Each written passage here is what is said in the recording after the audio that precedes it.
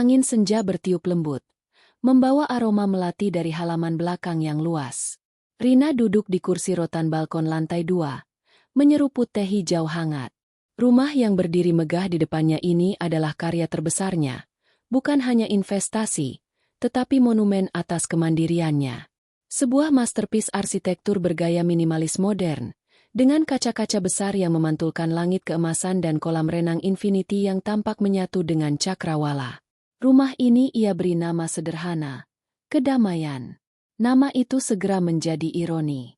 Rina, di usia 35 tahun, telah membangun kerajaan kecil di sektor teknologi. Uang yang ia hasilkan bukan sekadar cukup, melainkan melimpah. Rumah ini, dibeli tunai 3 tahun lalu, sepenuhnya berdiri atas nama Rina, terdaftar dalam sertifikat hak milik, SHM, yang tersimpan rapi di brankas pribadinya. Tidak ada cicilan, tidak ada utang, dan yang paling penting, tidak ada kontribusi dari Bima, suaminya. Bima, sosok yang memesona, pandai bergaul, dan memiliki aura seorang eksekutif sukses, semuanya hanyalah kulit luar yang rapuh. Bima adalah Mokondo sejati. Secara harfiah, ia hanya modal dengkul. Di depan umum, Bima adalah suami Rina yang beruntung. Di balik pintu, Bima adalah pria yang hidup dalam kemalasan mewah, menikmati fasilitas yang disediakan Rina, namun selalu merasa tertekan oleh kesuksesan istrinya sendiri. Tekanan itulah yang melahirkan kebohongan besar. Bima tidak pernah berani mengatakan kepada keluarga besarnya bahwa Rina adalah pemilik tunggal rumah ini. Baginya, mengakui bahwa ia hanya menumpang hidup di istana kaca itu sama saja dengan mengebiri harga diri prianya di mata Ibu Maya, sang ibu mertua yang sangat menjunjung tinggi status sosial. Maka, di kampung halaman, Bima menceritakan dongeng.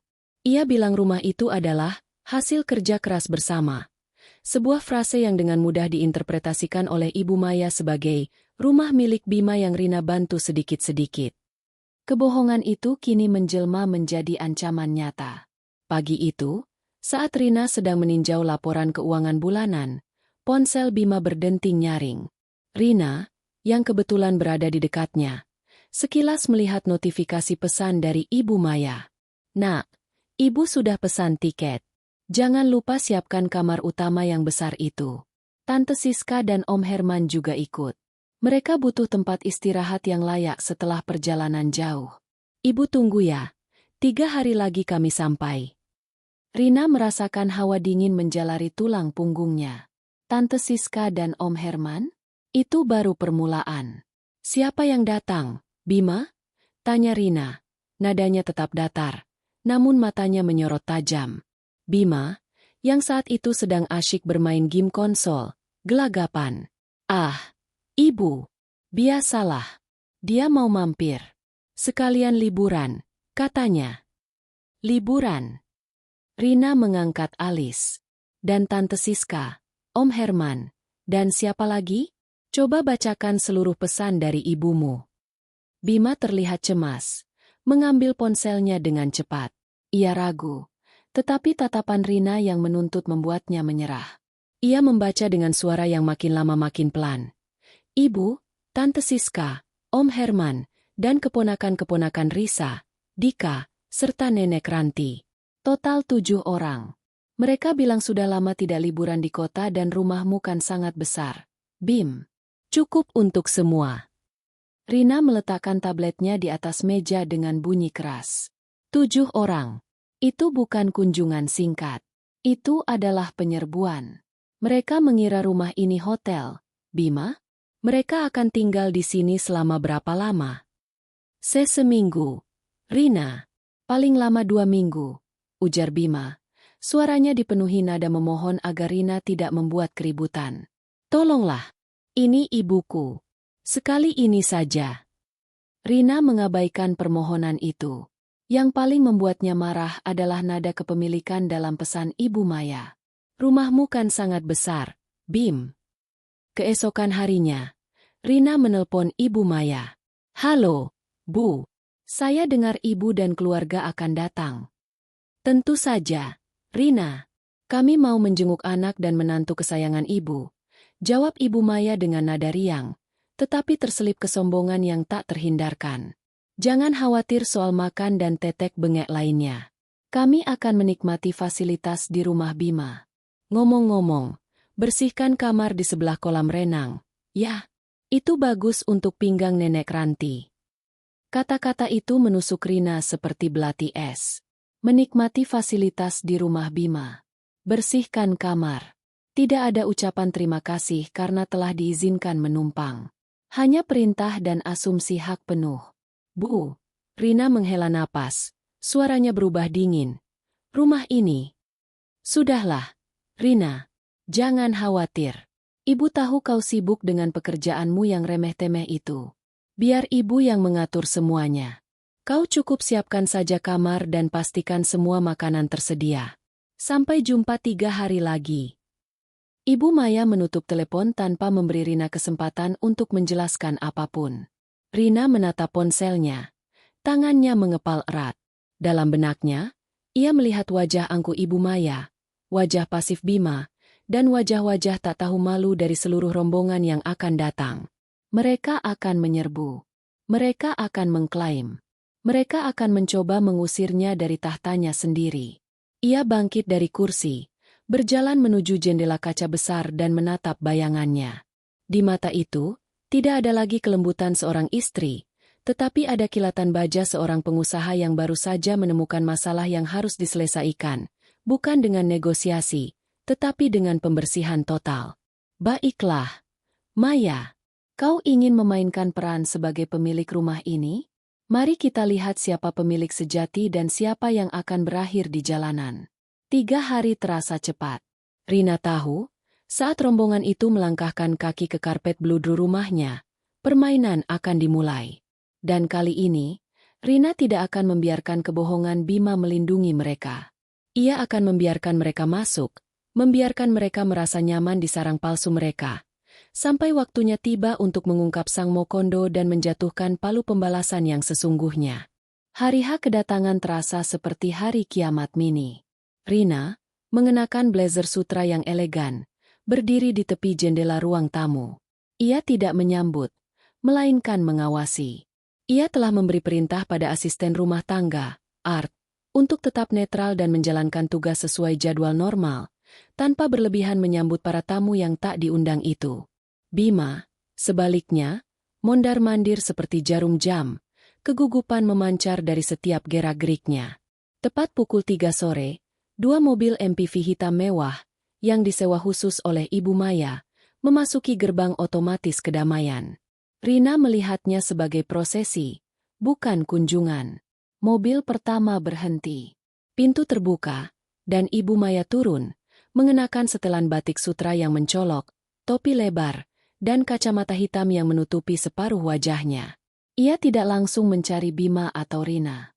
Hal pertama yang dilakukannya adalah mendongak, menatap rumah itu dari ujung ke ujung, dengan senyum puas dan rasa kepemilikan yang mutlak. Seolah ia sedang meresmikan istana barunya. Bima, pekik Ibu Maya. Suaranya nyaring dan berwibawa. Kau tidak bilang rumahmu sebesar ini. Lebih besar dari yang ada di foto. Bima buru-buru menyambutnya. Mencium tangannya dengan takzim. Rina hanya berdiri diam di teras, mempertahankan jarak emosional. Satu persatu rombongan turun. Tante Siska, saudara perempuan Ibu Maya, yang dikenal cerewet dan suka bergosip. Om Herman, suami Tante Siska, seorang pria bertubuh besar yang tampak selalu lapar. Kemudian 3 keponakan yang remaja, Risa, Dika, dan Nenek Ranti yang sudah tua dan tampak kelelahan. Total 7 orang, dan mereka membawa lebih banyak koper daripada yang dibutuhkan untuk 2 minggu, sebuah pertanda buruk. Ibu Maya melangkah masuk. Ia tidak menyapa Rina dengan kehangatan. Ia hanya memberikan anggukan singkat yang dingin. Kau sudah menyiapkan kamar master untuk nenek. Rina, ibu sudah bilang, kamar itu harus yang paling nyaman. Biar nenek tidak pegal-pegal. Kamar utama kami ada di lantai 2, Bu. Jawab Rina tenang. Saya sudah siapkan 2 kamar tamu terbaik di lantai bawah untuk Nenek Ranti dan Tante Siska. Ibu Maya langsung memotong. Tidak usah repot-repot. Nenek harus di kamar utama Bima. Bima, bantu ibu pindahkan barang-barang nenek ke atas. Rina, kau atur minuman dan makanan ringan. Cepat. Perintah itu, yang diucapkan di rumah Rina sendiri, di depan suaminya sendiri, terasa seperti tamparan. Namun, Rina tetap tenang. Ia memutuskan untuk membiarkan sandiwara itu berjalan. Semakin jauh mereka melangkah, semakin menyakitkan kejatuhan mereka nanti. Dalam waktu kurang dari 2 jam, kedamaian berubah menjadi markas komando keluarga mertua. Pengambil alihan wilayah. Kamar utama. Nenek Ranti mengambil alih kamar tidur utama Rina dan Bima di lantai atas. Semua pakaian dan barang pribadi Rina dan Bima dipindahkan secara paksa ke kamar tamu kecil di lantai bawah oleh Bima atas perintah ibunya. Kalian kan masih muda. Kamar ini sudah cukup, kata Ibu Maya santai. Rina hanya melihat Bima menumpuk kotak-kotak mereka di kamar tamu. Ekspresinya penuh rasa bersalah yang dicampur ketidakberdayaan. Ruang keluarga. Tante Siska dan Om Herman mengklaim ruang keluarga besar di lantai dasar sebagai area hiburan pribadi mereka. Om Herman langsung menancapkan flash disk berisi film-film lawasnya ke televisi pintar Rina, mengubah suasana rumah dari minimalis elegan menjadi bioskop jadul yang berisik. Kolam renang dan halaman. 2 keponakan remaja, Risa dan Dika, menganggap kolam renang Infinity Rina sebagai taman bermain air pribadi.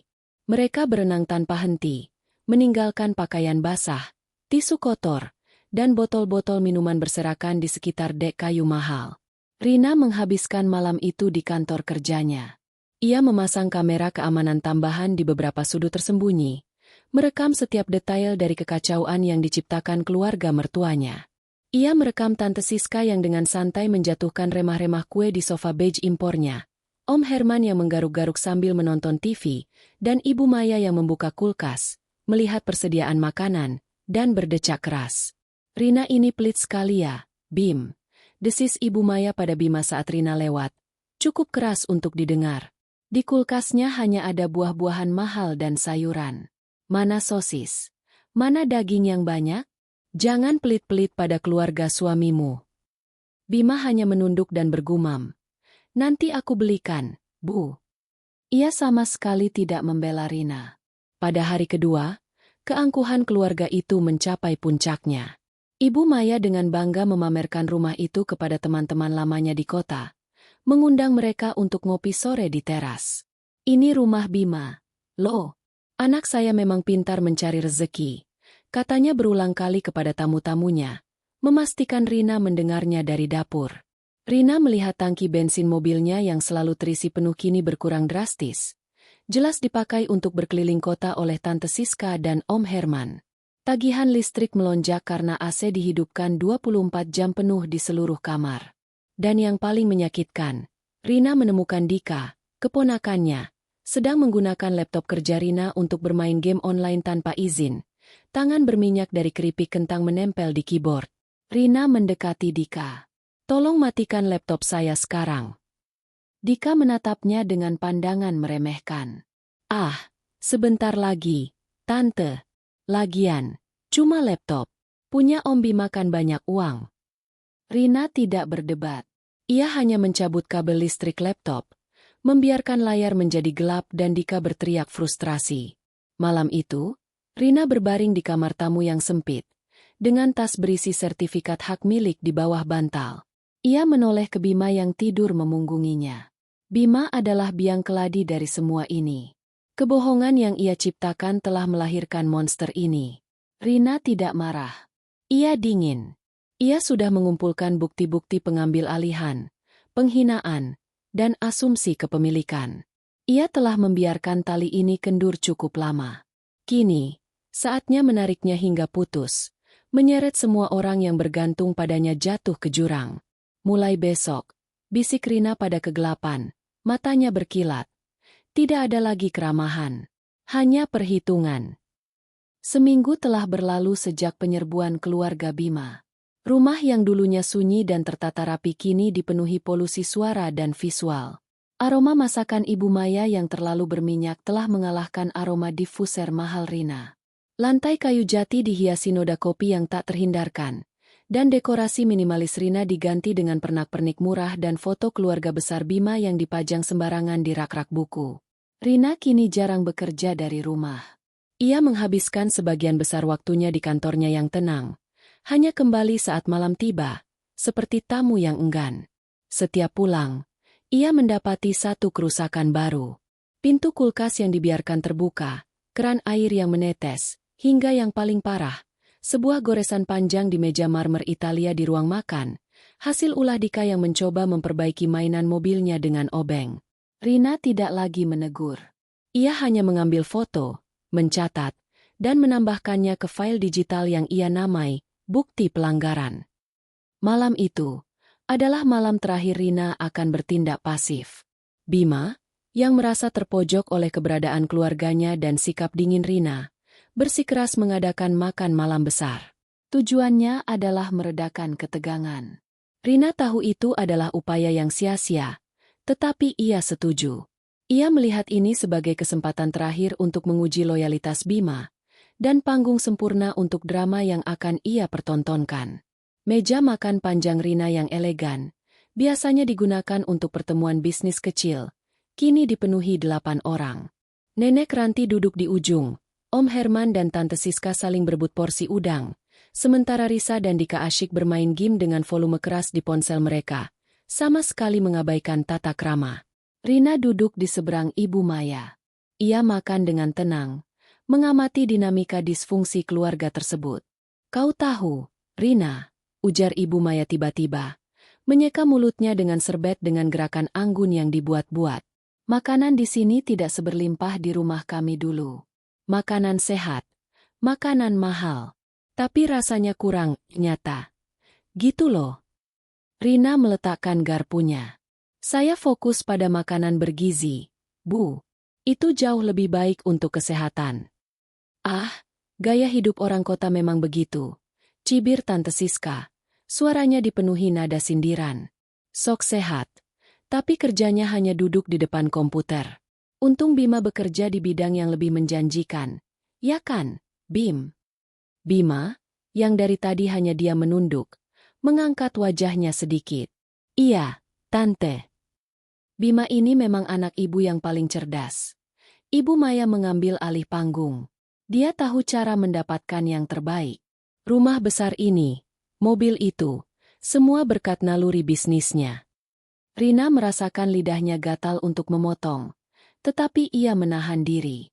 Ia ingin Ibu Maya mencapai puncak kesombongannya sebelum ia ditarik jatuh. "Ngomong-ngomong soal pekerjaan, Rina," Ibu Maya melanjutkan, kini menatap Rina dengan pandangan kasihan palsu. "Kenapa kau masih saja sibuk mengurus perusahaan kecilmu itu? Seharusnya kau fokus menjadi istri yang baik di rumah Bima. Uruslah rumah ini dengan benar. Lihat, sofa sudah ternoda. Perusahaan saya tidak kecil, Bu. Dan sofa itu ternoda karena keponakan ibu." Jawab Rina dingin. "Astaga, Rina, jangan menyalahkan anak kecil," seru Ibu Maya, meninggikan suara. "Kau ini menantu yang sensitif sekali. Ini kan rumah Bima. Kau yang bertanggung jawab menjaga kebersihannya." Ini adalah klimaks yang Rina tunggu. Ibu Maya kini secara terbuka mengklaim kepemilikan rumah dan merendahkan status Rina. Justru karena ini rumah Bima, makanya ibu perlu bicara serius. Ibu Maya menyandarkan diri di kursi, menatap Rina dari atas ke bawah. Beberapa hari lagi, sepupu Bima, Angga, akan pindah ke kota ini untuk memulai bisnis baru. Dia butuh tempat yang representatif. Nenek Ranti, Tante Siska, dan Om Herman berhenti makan. Semua mata tertuju pada Ibu Maya. Bima menatap ibunya dengan panik. Ia tahu kemana arah pembicaraan ini, tetapi ia terlalu pengecut untuk menghentikannya. "Jadi?" tanya Rina, nadanya sedingin es. "Jadi, kami memutuskan." Ibu Maya tersenyum puas. "Kau dan Bima pindah ke kamar di lantai bawah yang sekarang kalian tempati. Kamar utama itu akan kami berikan kepada Angga. Dia butuh suasana yang serius dan fasilitas terbaik untuk mengurus bisnisnya. Angga adalah darah daging kami. Kalian kan sudah menikah. Kamar mana saja tidak masalah." Kau harus berkorban sedikit demi keluarga besar suamimu. Kata-kata itu membuat darah Rina mendidih. Diusir dari kamar tidurnya sendiri, di rumah yang ia beli sendiri, dan diminta berkorban untuk sepupu yang tidak penting. Ini bukan lagi soal keramahan. Ini adalah kudeta. Rina menoleh ke Bima. Matanya mencari dukungan, pembelaan, bahkan sekadar penolakan lemah. Bima, desak Rina. Suaranya serak. Katakan pada ibumu bahwa ini tidak bisa diterima. Katakan padanya yang sebenarnya. Bima terlihat seperti terjebak antara dua tebing curam. Wajahnya berkeringat. Ia melirik ibunya yang menatapnya penuh harap. Lalu ke Rina yang menatapnya penuh tuntutan. Rina, tolonglah. Bisik Bima memohon. Memilih untuk tidak berhadapan langsung dengan ibunya. Untuk kali ini saja. Jangan dipermasalahkan. Kita bisa pindah ke kamar bawah sebentar. Jawabannya adalah pengkhianatan telak. Bima tidak hanya menolak membela Rina. Ia secara implisit mendukung klaim ibunya atas rumah itu. Rina mengalihkan pandangannya dari Bima. Wajahnya kini sekeras batu. Semua keraguan telah hilang. Ibu Maya, Tante Siska, Om Herman, dan Nenek Ranti, mereka semua terhukum. Dan Bima telah menandatangani hukuman mati pernikahannya sendiri. Rina bangkit berdiri. Ia mengambil gelas airnya, dan bukan meminumnya, melainkan menuangkannya ke atas meja marmer, tepat di samping piring Ibu Maya, menciptakan suara percikan yang keras dan menghentikan semua obrolan. Saya mengerti, kata Rina. Suaranya kini terdengar tenang dan mematikan, jauh lebih menakutkan daripada amarah. Kalian sudah memutuskan. Dan kau, Bima, kau sudah membuat pilihanmu. Ia menatap Ibu Maya, yang tampak terkejut oleh tindakan Rina. Selamat, Bu. Anda baru saja menghancurkan rumah yang sama sekali bukan milik putra Anda. Apa maksudmu, Rina? Jangan mengada-ada. Sergah Ibu Maya. Rina hanya tersenyum dingin. Besok pagi, kita akan bertemu di ruang tamu. Saya akan menunjukkan siapa yang mengada-ada. Saya akan menunjukkan kepada Anda semua, siapa pemilik sejati istana kaca ini. Dan setelah itu, Anda tidak akan pernah lagi berani menyentuh harta saya, atau bahkan menyebut nama saya. Dengan langkah pasti, Rina meninggalkan ruang makan. 7 pasang mata mengawasinya, bingung dan sedikit ketakutan. Mereka belum sadar bahwa mereka telah memprovokasi ratu untuk meninggalkan tahta dan bersiap mengobarkan perang. Di belakangnya, Bima hanya bisa menatap piringnya, tahu bahwa semua kepalsuan yang ia bangun akan segera roboh menimpanya. Setelah meninggalkan ruang makan yang hening dan penuh ketegangan, Rina berjalan lurus menuju kamar tamu kecil di lantai bawah, yang kini menjadi kamar pasangan baru mereka. Ia tidak peduli pada pandangan kaget yang mungkin dilemparkan oleh Tante Siska atau keponakan yang mengintip dari balik pintu. Seluruh fokusnya tertuju pada satu orang, Bima. Bima menyusulnya 5 menit kemudian. Ia menutup pintu dengan pelan, seolah takut mengganggu Nenek Ranti yang sedang menikmati kamar utama mereka. Wajahnya pucat, campur aduk antara rasa bersalah, cemas, dan marah karena Rina telah menciptakan drama di depan keluarganya. Rina, kenapa kau harus berbuat seperti itu? Bima memulai. Suaranya berbisik namun bernada menuduh. Ibu dan yang lain sedang melihat. Kau mempermalukan kita. Rina, yang sedang duduk di tepi ranjang, mengangkat kepala. Matanya yang gelap menatap Bima, dan dalam tatapan itu tidak ada lagi cinta atau kesabaran, hanya penilaian yang dingin dan final. Mempermalukan? Ulang Rina, suaranya tenang. Siapa yang mempermalukan siapa? Bima? Kau yang mempermalukan dirimu sendiri dengan kebohongan yang kau ciptakan. Bima berjalan mendekat, mencoba meraih tangan Rina. Dengarkan aku. Ini hanya soal kamar. Hanya sementara. Sepupu Angga memang butuh tempat yang layak. Mereka ini keluargaku. Kau harus mengerti. Rina menarik tangannya. Secepat kilat. Aku mengerti segalanya. Bima, aku mengerti bahwa harga dirimu lebih penting daripada kebenaran. Aku mengerti bahwa kebohonganmu membuat ibumu merasa berhak mengusirku dari rumah yang kubeli dengan darah dan keringatku sendiri. Dan aku mengerti, saat aku meminta kau untuk mengatakan kebenaran tadi, kau memilih untuk mengkhianatiku. Air mata Bima mulai menggenang. Air mata yang Rina tahu, hanya berasal dari rasa kasihan pada dirinya sendiri, bukan penyesalan atas perbuatannya. Ini bukan pengkhianatan, Rina. Aku hanya berusaha menjaga kedamaian. Mereka hanya akan tinggal sebentar. Kedamaian. Rina tertawa kecil, tawa yang tidak mengandung kegembiraan sedikit pun. Kedamaianmu berarti aku harus menjadi babu, menjadi pelayan di rumahku sendiri, hanya agar ibumu bisa merasa bangga pada anak, suksesnya? Kau membiarkan ibumu menghina pekerjaanku sebagai remeh-temeh, dan merencanakan kudeta properti di meja makan. Dan kau hanya membisikkan permohonan agar aku diam? Itu bukan menjaga kedamaian, Bima. Itu adalah pengecut. Bima mundur selangkah. Ia tidak pernah melihat Rina semarah ini, sedingin ini. Biasanya Rina akan berdebat, meninggikan suara, atau menangis. Namun kali ini, kemarahannya begitu terkontrol, begitu mematikan. Kau tidak mengerti betapa sulitnya aku menjaga rahasia ini, kata Bima, mencoba membalikan keadaan menjadi drama korban. Ibu akan sangat kecewa. Ia akan memandangku rendah. Selama ini, aku selalu menjadi kebanggaan keluarga. Kebanggaan macam apa yang dibangun di atas kepalsuan dan dompet istrimu? Rina bangkit, kini berdiri tegak di hadapannya, menjulang dalam kekuatannya. Kau, Mokondo, Bima. Kau tidak punya apa-apa selain kartu kredit yang kubayar lunas setiap bulan.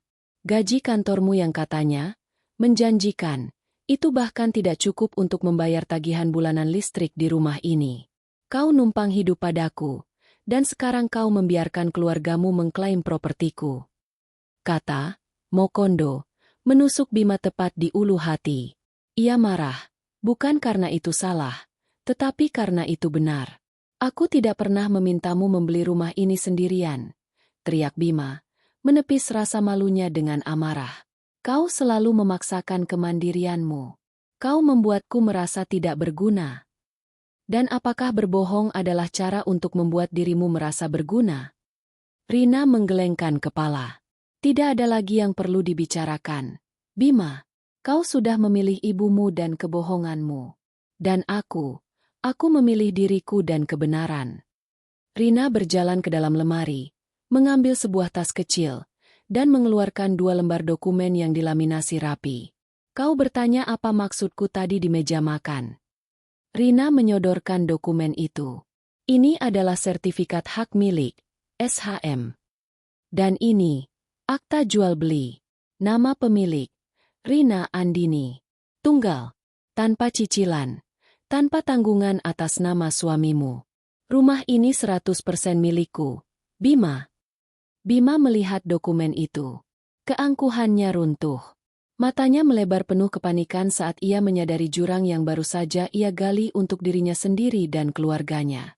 Kau tidak mungkin serius. Kau tidak akan berbuat aneh-aneh, ujar Bima. Suaranya bergetar. Aku serius sekali, jawab Rina, memasukkan kembali dokumen itu ke dalam tasnya. Besok pagi, pukul 8, mereka semua harus berkumpul di ruang tamu. Aku akan mengurusnya. Setelah itu, aku ingin kau segera mengurus perceraian kita. Keputusan itu diucapkan dengan begitu pasti, tanpa emosi, seperti seorang CEO yang baru saja menutup divisi yang tidak menguntungkan. Bima langsung memohon, berlutut, mencoba meraih kaki Rina. Tidak, Rina. Jangan begini. Aku mencintaimu. Aku akan bilang pada ibu. Aku akan suruh mereka pulang sekarang juga. Rina menatapnya, tanpa simpati. Terlambat, Bima. Kesempatanmu adalah saat aku meminta kau untuk membela aku di meja makan. Kau gagal. Cinta tidak membangun rumah, Bima. Uangku yang membangunnya. Dan kejujuranmu yang seharusnya menjaganya. Kau tidak punya keduanya. Rina mengambil ponselnya dan menelepon seseorang. Halo, Pak Surya. Bisa Anda siapkan tim pengamanan untuk berjaga di rumah saya besok pagi pukul 7.30? Saya butuh 2 orang. Pastikan mereka bersikap profesional, tetapi tegas. Ya, benar. Pengusiran. Bima mendengarkan setiap kata itu. Tubuhnya membeku ketakutan. Ia tahu, Rina yang berbisnis tidak pernah main-main. Ketika Rina berkata pengusiran, itu berarti pengusiran. Rina mengakhiri panggilan. Ia melirik Bima yang masih berlutut. Tidur. Besok adalah hari yang panjang. Dan pastikan keluargamu sarapan dengan cukup. Mereka akan membutuhkan energi untuk mengemas barang mereka. Rina kini telah mencapai titik baliknya. Ia tidak lagi peduli pada pernikahan, pada harga diri Bima, atau pada drama keluarga. Yang ada hanya rencana pembalasan yang sempurna. Sang ratu telah kembali ke tahtanya, dan ia siap membersihkan kerajaannya dari parasit. Tepat pukul 8 pagi. Ruang tamu kedamaian terasa dingin, meski sinar matahari sudah menembus tirai kaca. Keluarga besar Bima, yang terdiri dari 7 orang, duduk di sofa mahal Rina. Mereka tampak baru selesai sarapan terakhir mereka di rumah itu, meskipun mereka belum mengetahuinya. Ibu Maya duduk di tengah, memegang secangkir kopi dengan sikap angkuh. Ia yakin Rina akan menyerah. Setelah insiden di meja makan, ia pasti sudah memikirkan kembali ancamannya yang konyol. Tante Siska dan Om Herman terlihat bosan, sementara Bima duduk di sudut, wajahnya pucat pasi. Dia tidak tidur semalaman. Rina memasuki ruangan. Ia tidak mengenakan piyama atau pakaian santai. Ia mengenakan setelan bisnis abu-abu yang dirancang khusus, dengan rambut disanggul rapi. Penampilannya bukan seperti istri yang bermasalah, melainkan seperti seorang CEO yang datang untuk rapat dewan direksi yang sulit. Di tangannya, ia membawa sebuah map kulit berwarna hitam. Rina tidak menyapa. Ia hanya berdiri di depan perapian batu, menatap tajam ke arah keluarganya. "Selamat pagi," ucap Rina. Suaranya tenang, tanpa emosi, seperti pembaca berita. "Saya tidak punya banyak waktu. Saya telah mengosongkan jadwal saya untuk pertemuan ini. Jadi, mari kita langsung ke intinya." Ibu Maya tersenyum mengejek. "Bagus. Rina, jadi kau sudah sadar bahwa mengancam orang tua itu tidak baik? Kami sudah menunggu. Katakan saja kau menyesal, dan lupakan soal kamar Angga itu." Meskipun ibu tetap tegaskan, kamar utama itu memang harusnya digunakan untuk keluarga yang paling penting. Rina membuka map hitamnya. Ia mengeluarkan 2 lembar dokumen yang dilaminasi, SHM dan akta jual beli. Ia berjalan ke meja kopi marmer, menaruhnya dengan bunyi tap yang nyaring, menarik perhatian semua orang. "Saya setuju, Bu," kata Rina. "Mari kita bicara soal kepemilikan. Anda kemarin berkata, ini kan rumah Bima. Dan karena Anda mempercayai kebohongan itu, Anda merasa berhak mengusir saya dari kamar saya sendiri." Rina menunjuk ke dokumen itu. "Rumah ini, kafling nomor 12 di Perumahan Kedamaian, bukan milik Bima. Itu 100% milik saya, Rina Andini. Dibeli secara tunai tanpa cicilan, menggunakan rekening perusahaan dan pribadi saya." Ruangan itu hening. Hanya ada suara napas nenek Ranti yang teratur. Ibu Maya tertawa. Tawa keras yang dipaksakan. "Omong kosong. Ini pasti palsu. Bima, katakan pada istrimu ini untuk berhenti bermain-main." Semua mata beralih ke Bima. Bima, yang duduk di sudut, hanya bisa menundukkan kepala. Dia tidak bisa berbicara. Rina menatap Bima, lalu kembali ke Ibu Maya. Bima tidak bisa berkata apa-apa karena dia tahu ini benar. Selama pernikahan kami, Bima tidak pernah menyumbang sepeser pun untuk pembelian properti ini, atau bahkan biaya bulanan yang substansial. Gaji Bima, yang selalu dia banggakan, hanya cukup untuk membayar biaya hiburan dan gaya hidupnya. Semua pengeluaran, mulai dari PBB, tagihan listrik, gaji art, hingga kartu kreditnya, adalah uang saya. Rina menggunakan istilah yang ia lontarkan semalam. "Putra Anda, Bima, adalah seorang mokondo. Dia hanya numpang hidup pada saya." kata Mokondo. Itu seperti sengatan listrik. Ibu Maya melompat dari sofa. Wajahnya memerah padam. Kau gila. Kau memfitnah anakku. Anakku yang sukses. Bima, kenapa kau diam saja? Jawab ibu. Ibu Maya mengguncang bahu Bima. Bima tetap diam. Keheningan Bima adalah konfirmasi paling mematikan. Tante Siska dan Om Herman tampak tercengang. Saling pandang. Selama ini, mereka memandang Rina rendah karena ia hanya istri dari Bima yang kaya. Rina tidak memberi mereka waktu untuk bernapas. Ia langsung meluncurkan serangan balasan kedua. Saya mengizinkan Anda semua tinggal di sini selama seminggu untuk melihat seberapa jauh Anda akan melangkah. Dan Anda berhasil melampaui batas. Anda mencoret meja marmer saya, mengotori sofa, menggunakan mobil saya tanpa izin, dan bahkan berencana mengusir saya demi sepupu Anda. Rina melirik Bima. Dan Bima mendukungnya. Dengan demikian, saya telah mengakhiri hubungan ini. Tadi malam, saya sudah meminta Bima untuk segera mengurus perceraian. Dan sekarang, untuk urusan rumah saya. Lanjut Rina, suaranya lebih keras. Ia menoleh ke pintu utama, yang baru saja terbuka. Dua pria bertubuh besar dengan seragam pengamanan hitam putih, dipimpin oleh Pak Surya yang terlihat sangat profesional, masuk ke dalam rumah. Kehadiran mereka memancarkan aura otoritas yang tak terbantahkan. Ibu Maya seketika membeku. Apa-apaan ini, Rina? Kau berani mengundang keamanan ke sini? Rina tersenyum dingin. Saya tidak mengundang keamanan, Bu. Saya mengundang tim pengusiran. Pak Surya, silakan. Pak Surya melangkah maju. Maaf, Bapak Ibu sekalian. Sesuai instruksi Nyonya Rina Andini, Anda memiliki waktu 30 menit. Silakan kemas barang-barang pribadi Anda. Hanya barang pribadi. Semua fasilitas di rumah ini adalah milik Nyonya Rina. Tidak, kau tidak bisa melakukan ini. Teriak Ibu Maya histeris, mencoba meraih SHM di meja. Rina bergerak cepat, menyambar dokumen itu sebelum tangan Ibu Maya menyentuhnya. Saya tidak hanya bisa, Bu. Saya sedang melakukannya. Ini rumah saya, dan Anda adalah penyusup. Seluruh kerusakan yang Anda timbulkan selama seminggu ini, mulai dari noda di sofa hingga goresan di meja, semuanya sudah saya catat, dan Bima harus menanggungnya dalam perjanjian perceraian kami. Kekacauan pecah. Tante Siska mulai menangis, menyadari bahwa perjalanan liburan mewah ini adalah bencana total.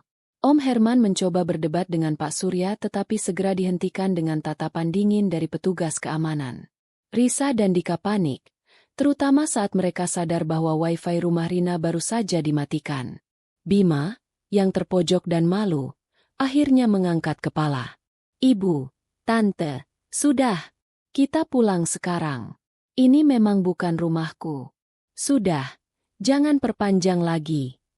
Penegasan Bima yang memalukan itu adalah paku terakhir di peti kebohongan mereka. Nenek Ranti, yang selama ini diam, hanya bisa menggelengkan kepala. Air mata kesedihan mengalir di pipi tuanya. Dalam waktu 30 menit yang brutal, keluarga besar itu diusir secara paksa. Barang-barang mewah mereka, yang tadinya dibanggakan, kini dilempar begitu saja ke dalam mobil sewaan yang sudah menunggu. Ibu Maya mencoba berteriak, mengancam, dan mengutuk, tetapi suaranya tenggelam di antara instruksi tegas Pak Surya. Akhirnya, kedua mobil MPV itu pergi, meninggalkan rumah yang kini kembali hening. Rina berdiri di ambang pintu, menyaksikan mobil itu menghilang dari pandangan. Ia berbalik, dan hanya ada Bima yang tersisa. Bima duduk di sofa, memegang kepalanya, hidupnya hancur dalam satu pagi. Kemas barangmu sendiri, Bima. Ujar Rina. Suaranya kembali datar. Kau punya waktu sampai malam ini. Aku akan tinggal di hotel sampai pengacara kita selesai dengan surat-surat. Kunci mobil dan kartu aksesmu ke rumah ini sudah dinonaktifkan. Tinggalkan kuncinya di meja sebelum kau pergi. Jangan pernah berani menghubungiku lagi. Rina mengambil tas kerjanya dan koper kecil yang sudah ia siapkan semalam. Ia meninggalkan Bima sendirian. Seorang pria dewasa tanpa aset, tanpa kehormatan, di tengah puing-puing kebohongannya, di rumah mewah yang tidak pernah ia miliki. Pembalasan telah dimulai. Pagi setelah pengusiran, Rina tidak kembali ke rumah. Ia check-in di sebuah suite penthouse dengan pemandangan kota, menikmati kedamaian dan ketenangan yang telah lama hilang.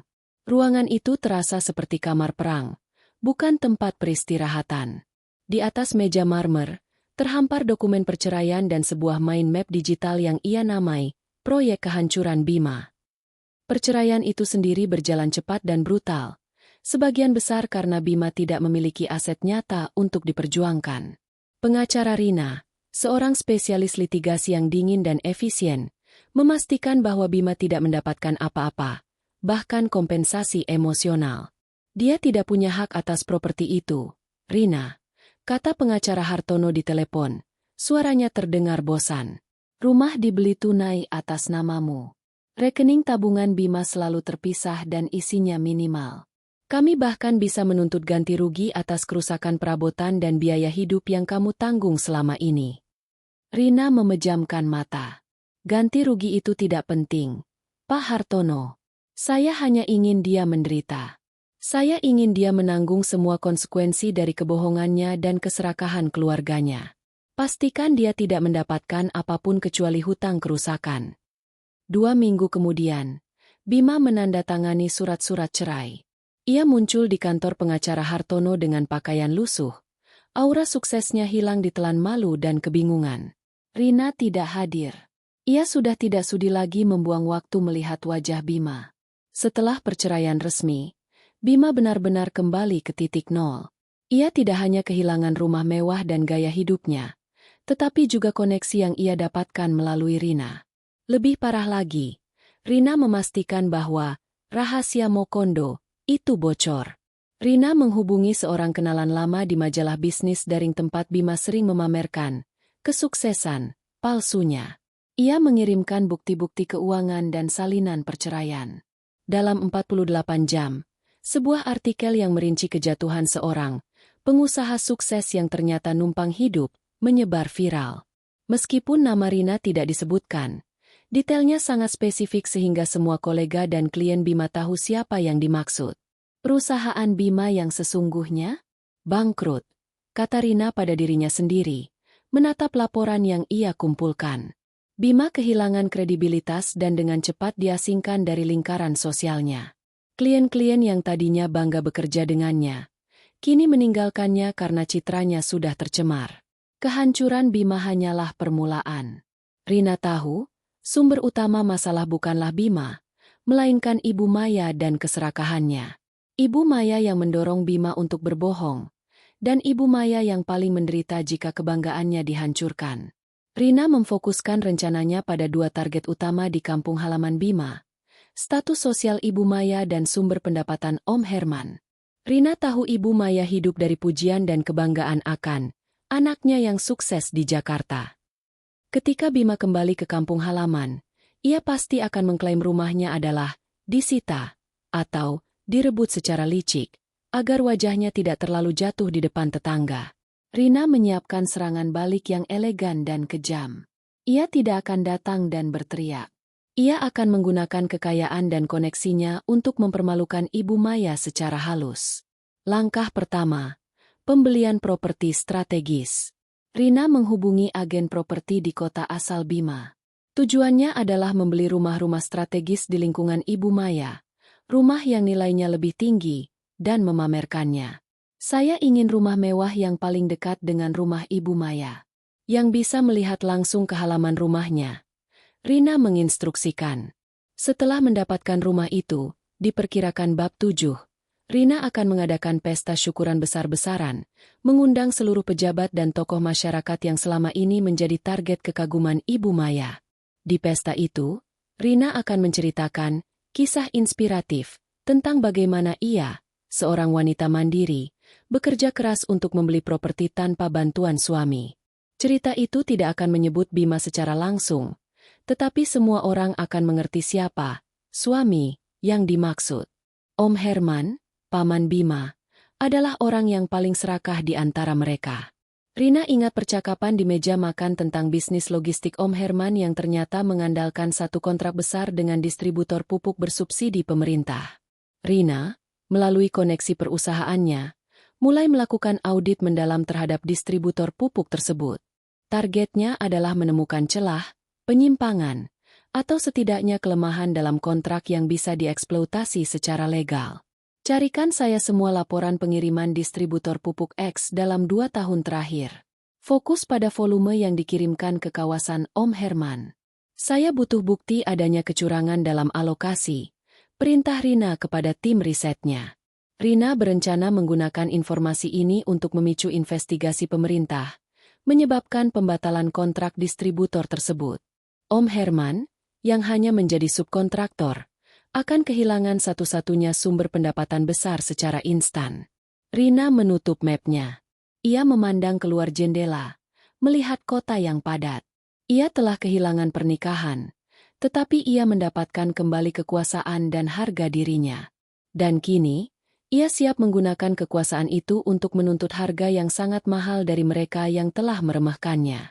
Rina bukan lagi istri yang pasif. Ia adalah pembalas dendam yang sedang menjalankan operasinya. 3 minggu setelah perceraian yang dingin dan final, Rina kembali.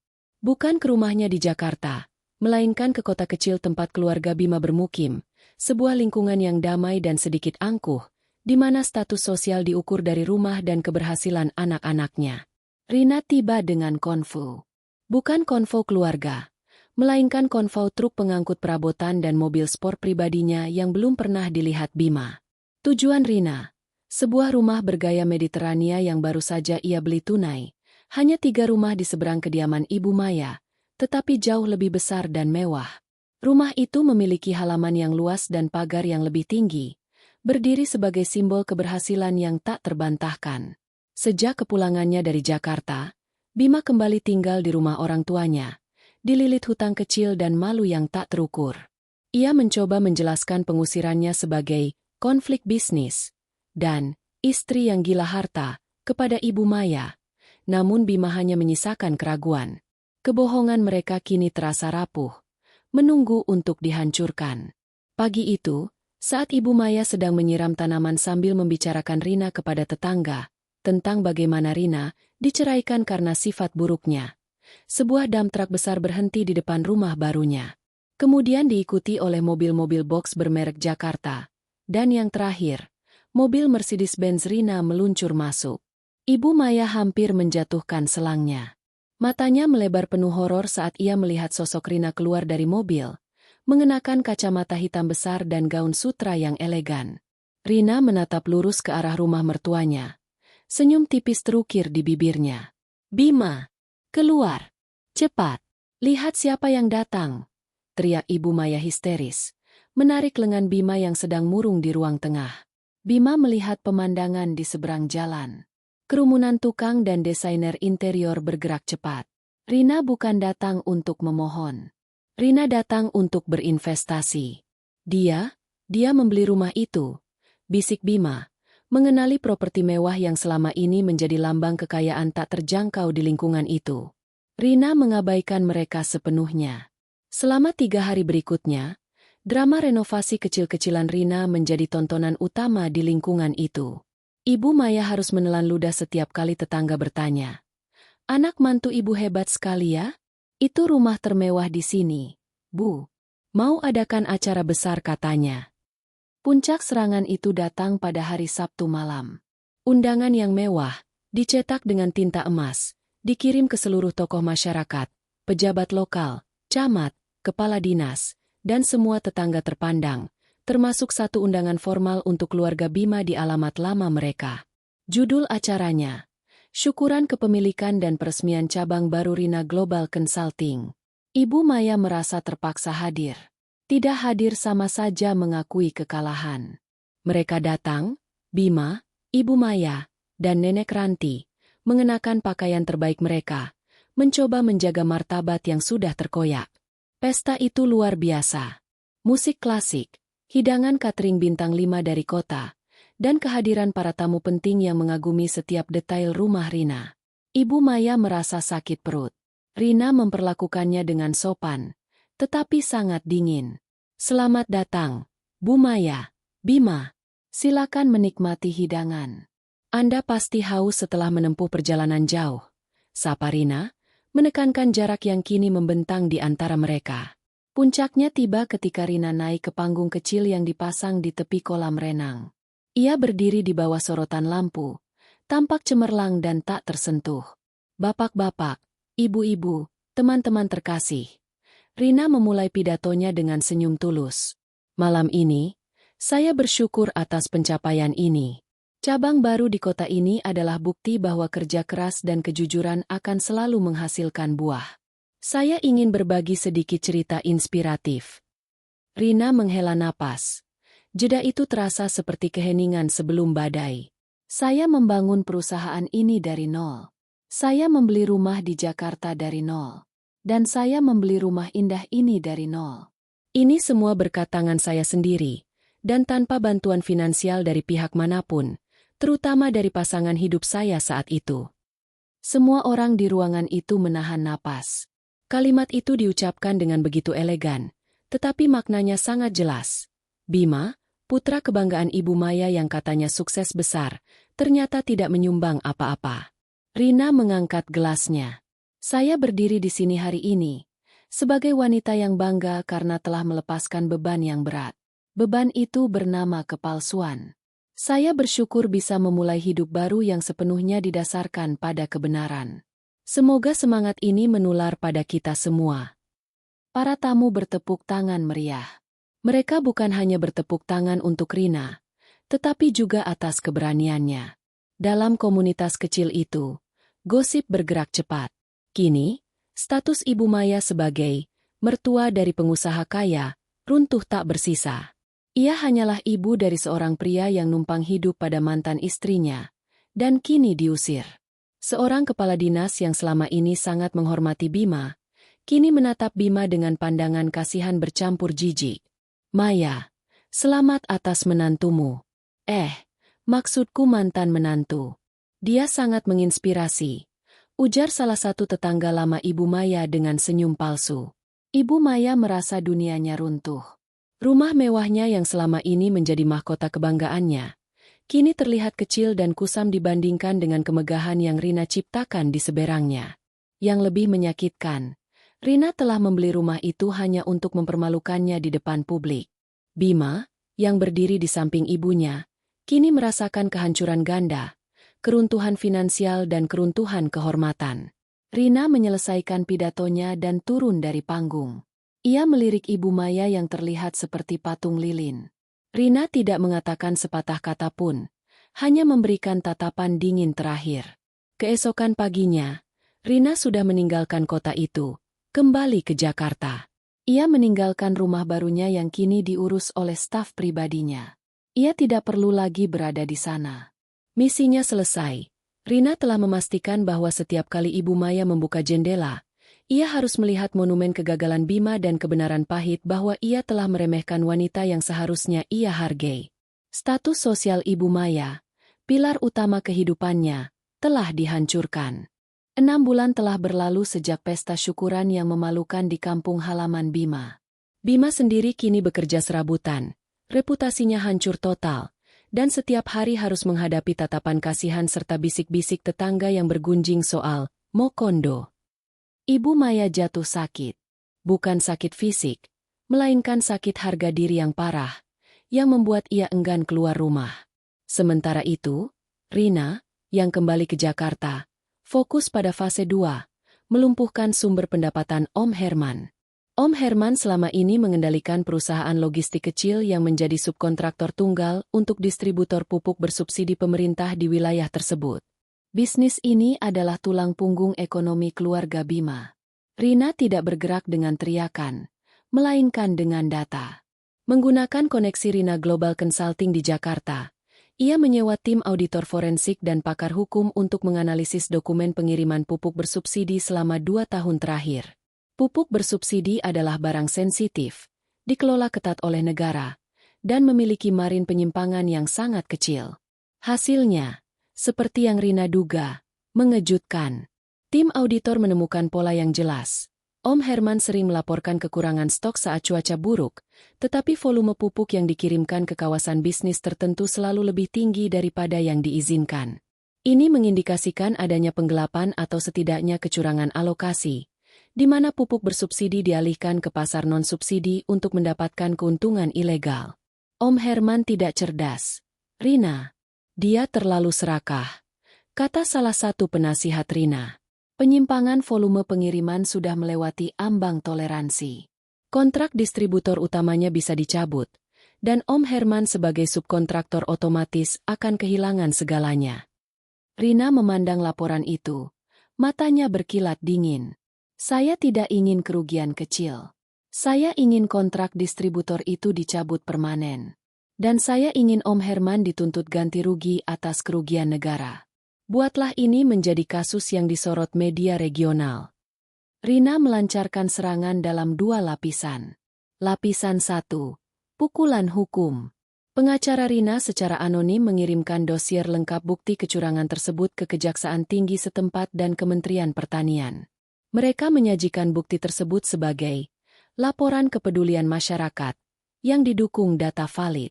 Lapisan 2. Pukulan media.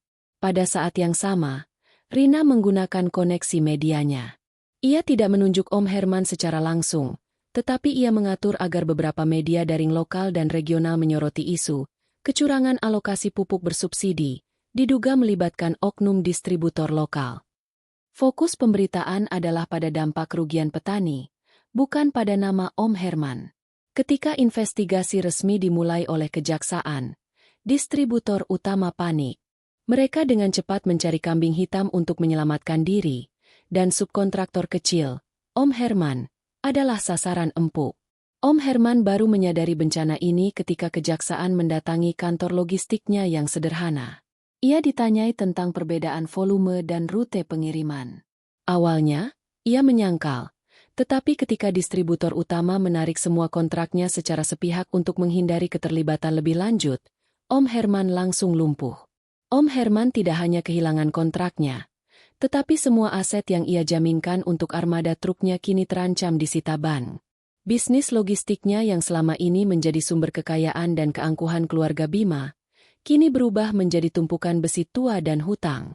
Ibu Maya, yang masih berkutat dengan kehancuran sosial, kini harus menghadapi kehancuran finansial total. Bima, yang mencoba mencari pinjaman dari Om Herman, terkejut mendapati pamannya sedang menghadapi krisis yang jauh lebih besar darinya. Kita hancur. Bima, kita benar-benar hancur. Semua asetku disita. Distributor sialan itu meninggalkanku sendiri. Siapa yang berani melakukan ini padaku? Raung Om Herman saat Bima menemuinya. Bima hanya bisa terdiam. Ia tahu, meskipun ia tidak punya bukti, semua tragedi ini, dari pengusirannya hingga kehancuran Om Herman, hanya memiliki satu aktor di balik layar, Rina. Mantan istrinya telah menjalankan ancamannya dengan akurasi yang mematikan. Berita tentang runtuhnya bisnis logistik Om Herman dan adanya investigasi kecurangan pupuk menyebar seperti api. Ini bukan lagi gosip tetangga, melainkan berita kriminal. Keluarga Bima kini menghadapi 3 masalah besar. Bima, kehilangan pekerjaan, reputasi, mokondo, viral, dan depresi Ibu Maya, kehilangan status sosial dan kini harus mengurus suaminya, ayah Bima, yang mulai sakit-sakitan karena stres keuangan, Om Herman dan keluarga, kebangkrutan total dan ancaman hukum yang menghantui. Rina, duduk di kantornya yang mewah di Jakarta, melihat berita utama media daring. Gambar Om Herman yang menutupi wajahnya saat diwawancarai oleh kejaksaan menjadi pemandangan yang memuaskan. Selesai. Bisik Rina pada dirinya sendiri. Keserakahan harus dibayar mahal. Dan kebodohan Bima adalah harga yang harus dibayar oleh keluarganya. Kini, keluarga itu benar-benar sengsara, dipaksa hidup dalam tekanan ekonomi yang parah dan rasa malu yang tak tersembuhkan. Rina telah memastikan bahwa mereka tidak akan pernah bisa bangkit lagi. Setahun penuh telah berlalu sejak Rina mengusir Bima dan keluarganya. Hidup Rina kembali ke jalur yang cepat, sukses, dan damai. Perusahaannya berkembang pesat, Dan ia telah membeli properti baru yang lebih besar di kawasan elit Jakarta, sebuah lambang kesuksesan yang sepenuhnya miliknya. Sementara itu, berita tentang keluarga Bima sesekali sampai di telinga Rina melalui sumber-sumbernya. Om Herman menghadapi tuntutan hukum dan kebangkrutan, sementara ayah Bima meninggal dunia setelah kesehatannya memburuk akibat stres berat. Ibu Maya kini menjadi seorang janda yang harus banting tulang. Ia menjual rumah lamanya untuk menutupi hutang, dan pindah ke kontrakan kecil di pinggiran kota. Bima. Ia bekerja sebagai pengemudi daring. Wajahnya tampak tua dan dipenuhi penyesalan. Suatu sore, saat Rina sedang meninjau skema investasi di kantornya, sekretarisnya memberitahu tentang adanya seorang tamu yang memohon bertemu. Namanya Bima. Bu. Dia bilang ini adalah urusan pribadi yang sangat mendesak. Sudah menunggu di lobi selama 3 jam. Lapor sekretaris Dina dengan ekspresi bingung. Rina meletakkan penanya. Dia tahu hari ini akan tiba. Hari ketika Bima akan datang kepadanya, bukan sebagai suami yang sombong, tetapi sebagai pecundang yang hancur. Bima. Rina berbisik pelan. Izinkan dia masuk. Beri dia waktu 5 menit. Bima masuk ke ruangan Rina, dan pemandangan itu mengejutkan. Pria gagah yang dulu selalu mengenakan setelan mahal kini terlihat kurus. Matanya cekung, dan pakaiannya lusuh.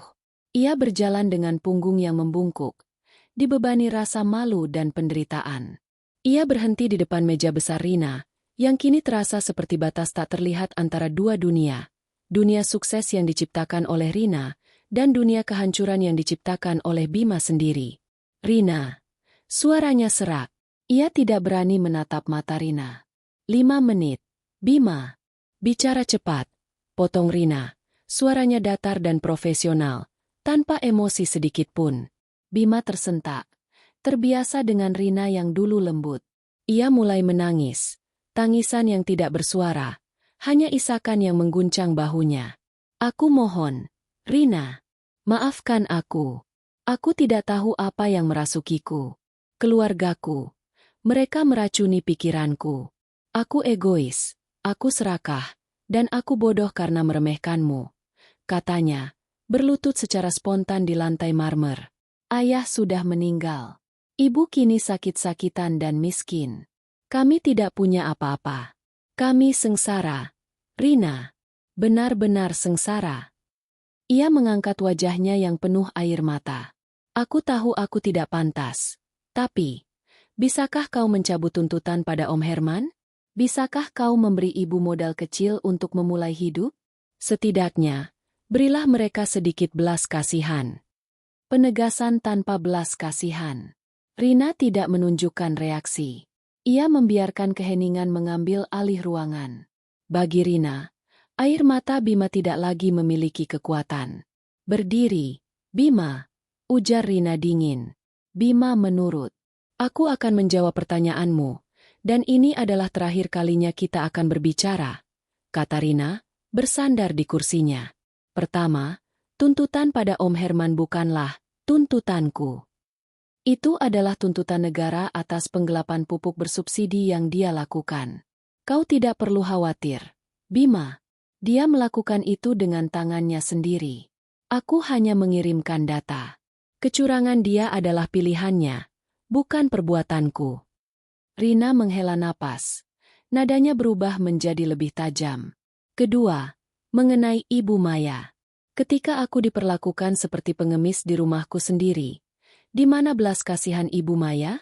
Ketika aku diusir dari kamarku sendiri, di mana belas kasihanmu? Kalian membuat pilihan. Bima, kalian memilih keserakahan, kebohongan, dan penghinaan. Kalian mengira rumah itu adalah milikmu karena kau memiliki penis dan aku adalah wanita yang mudah kau injak. Kau keliru. Ia bangkit, berjalan ke jendela, dan menatap pemandangan kota. Pembalasan ini bukan soal uang. Ini soal keadilan. Aku membuat janji, Bima. Janji bahwa aku akan membuat kalian sengsara seumur hidup. Dan aku telah menepatinya. Kau ingin belas kasihan? Belas kasihan adalah hidup yang kau miliki sekarang. Hidupmu yang asli, yang tanpa topeng, tanpa rumahku, tanpa hartaku. Kau telah kembali ke tempat yang seharusnya. Rina berbalik. Aku tidak akan membantu Ibu Maya. Aku tidak akan mencabut apa-apa. Kau dan keluargamu harus hidup dengan konsekuensi dari setiap kata dan perbuatan buruk kalian. Anggap saja ini adalah karma yang kudatangkan secara cepat. Bima menyadari, Rina yang dihadapannya bukan lagi istri yang mencintainya. Dia adalah wanita yang telah berevolusi menjadi pembalas yang tak kenal ampun. Harapan terakhirnya hancur berkeping-keping. Ia mencoba berbicara lagi. Tapi kita pernah saling mencintai, Rina. Cinta. Rina tertawa kecil. Tawa tanpa kegembiraan. Cinta tidak pernah ada, Bima. Yang ada hanyalah penipuan dan penunggang gelap yang mengejar kekayaan. Aku sudah menghapusmu dari hidupku. Hari ini, aku menghapusmu dari ingatanku. Rina memanggil Dina. Dina, pastikan Bima tidak pernah lagi diizinkan masuk ke gedung ini. Jika dia muncul lagi, panggil keamanan. Bima berjalan keluar dari ruangan Rina dengan langkah gontai. Ia tahu, pintu telah tertutup selamanya. Rina telah mencapai penutupan yang ia butuhkan. Ia melihat Bima berjalan menjauh, menghilang dari pandangannya, dan ia merasakan kedamaian total. Pembalasan telah tuntas. 2 tahun setelah perjumpaan terakhirnya dengan Bima, Rina berdiri di ambang pintu sebuah galeri seni di sentral Jakarta. Ia bukan sekadar pengunjung. Ia adalah salah satu investor utama yang mendanai pameran tersebut. Hidup Rina kini adalah cerminan sempurna dari kebebasan, kesuksesan, dan kedamaian. Ia tidak lagi terbebani oleh drama domestik. Energinya dicurahkan pada perluasan bisnis dan pencapaian pribadi. Ia telah menjual rumah yang ia beli di kampung halaman Ibu Maya. Misi rumah itu sudah selesai, mengoyak martabat dan meninggalkan monumen penghinaan. Uangnya kini berputar dalam investasi cerdas. Perusahaan Rina Global Consulting bukan hanya sukses, tetapi telah menjadi mercusuar bagi wanita-wanita yang berjuang untuk independensi finansial. Rina kini menjalin hubungan yang sehat dan matang dengan seorang pria yang ia temui melalui lingkaran bisnis dan filantropi. Pria itu, seorang arsitek sukses bernama Adit, tidak tertarik pada kekayaan Rina, melainkan pada kecerdasannya, ketangguhannya, dan kisah hidupnya yang inspiratif. Adit dan Rina berbagi visi dan ambisi yang setara. Hubungan mereka dibangun di atas rasa saling menghormati dan kejujuran, hal-hal yang tidak pernah ada dalam pernikahan Rina sebelumnya. Adit bahkan tidak tahu banyak tentang konflik dramatis Rina. Rina memilih untuk meninggalkannya sebagai bab buku yang telah tertutup.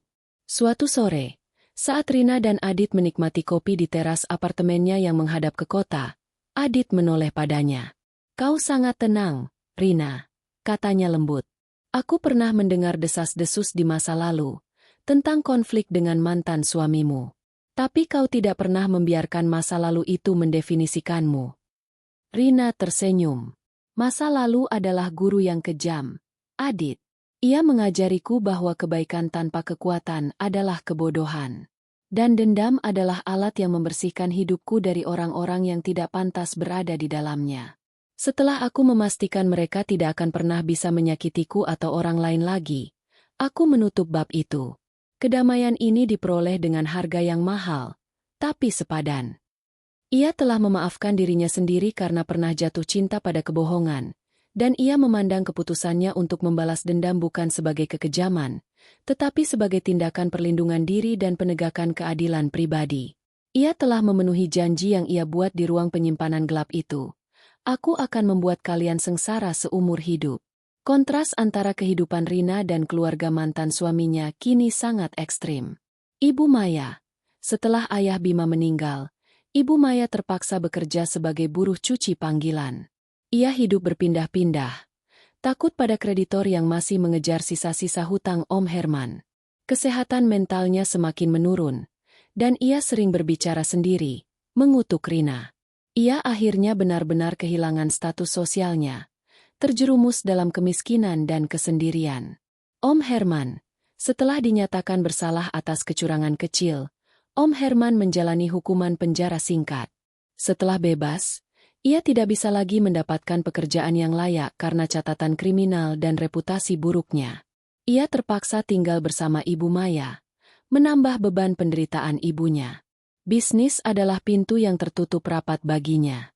Bima masih menjadi pengemudi daring. Ia tidak mampu bangkit karena ia tidak pernah benar-benar membangun fondasi keuangannya sendiri. Setiap kali ia melihat iklan Rina Global Consulting di media sosial atau mendengar tentang perusahaan itu, rasa penyesalan dan malu menyerbu dirinya. Ia menjalani hidup dalam rasa sakit yang konstan. Tahu bahwa ia membuang kesempatan untuk hidup mewah dan terhormat hanya karena ia memilih keserakahan dan berkhianat. Yang paling menyakitkan baginya adalah, ia tidak bisa menyalahkan Rina. Semua yang terjadi adalah konsekuensi langsung dari tindakannya. Rina berhasil memastikan bahwa keluarganya akan menderita seumur hidup.